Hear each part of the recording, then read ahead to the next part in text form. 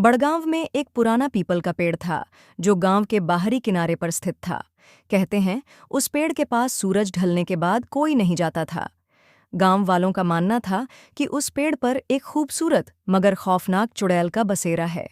उस चुड़ैल का नाम किसी को नहीं पता था, लेकिन लोग उसे पीपल वाली कहते थे। रात के समय अगर कोई उस पेड़ के पास से गुजरता तो उसके कानों में किसी औरत के हंसने की आवाज आती, धीमी मगर इतनी भयानक कि रूह कांप जाए। राजा का एक 22 साल का लड़का शहर से गांव पढ़ाई छोड़कर लौटा था। वह आधुनिक सोच वाला था और इन सब बातों को अंधविश्वास मानता था। बेटा, तू जानता है उस पीपल के पेड़ के नीचे मैं कभी क्यों नहीं जाता?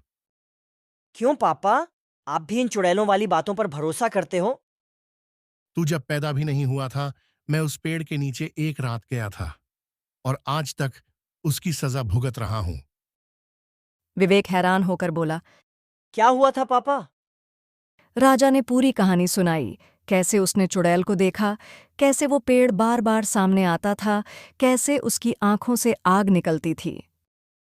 उस दिन मैं तो बच गया, लेकिन वो चुड़ैल आज भी जिंदा है और मुझे डर है बेटा, अगली बार वो तुझे बुला रही है।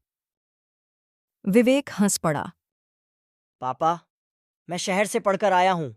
ये सब कहानियां होती हैं। असली जिंदगी में कुछ नहीं होता। अगर कभी तू उस पेड़ के पास किसी औरत को देखे तो भाग जाना, मत रुकना, वरना तुझे मैं खो दूंगा। दूसरे दिन गांव में एक हलचल मच गई थी। कई लोगों ने दावा किया कि उन्होंने रात को पीपल के पेड़ के पास एक सफेद साड़ी वाली औरत को देखा जो किसी विवेक को पुकार रही थी।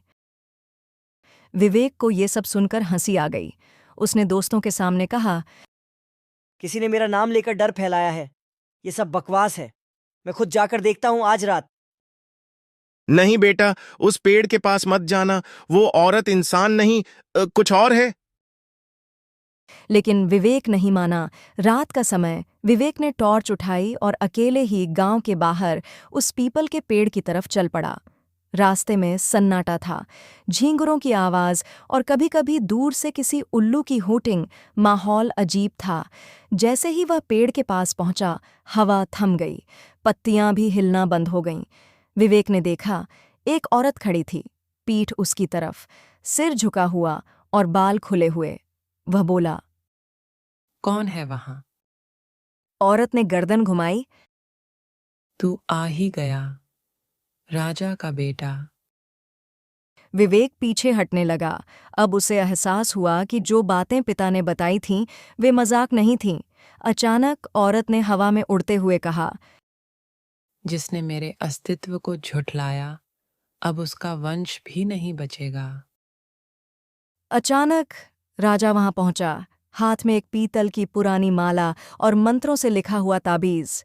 उसने जोर से मंत्र पढ़ना शुरू किया। चुड़ैल चीखने लगी। ये मंत्र, ये वही है जिससे तुमने मुझे बांधा था। अगर मेरे बेटे को कुछ हुआ तो इस बार तुझे जलाकर नहीं, मिटाकर रख दूंगा। जैसे ही ताबीज राजा ने जमीन में गाड़ा, जोर का धमाका हुआ। हवा तेज चलने लगी, पेड़ की सारी शाखाएं हिलने लगीं और चुड़ैल की रूह एक काले धुएं में बदलकर पेड़ में समा गई। विवेक बेहोश हो गया। अगली सुबह अब तुझे समझ आया बेटा, ये कहानियां नहीं होती। कुछ सच इतने पुराने होते हैं कि वो मिटते नहीं, बस इंतजार करते हैं दोबारा लौटने का।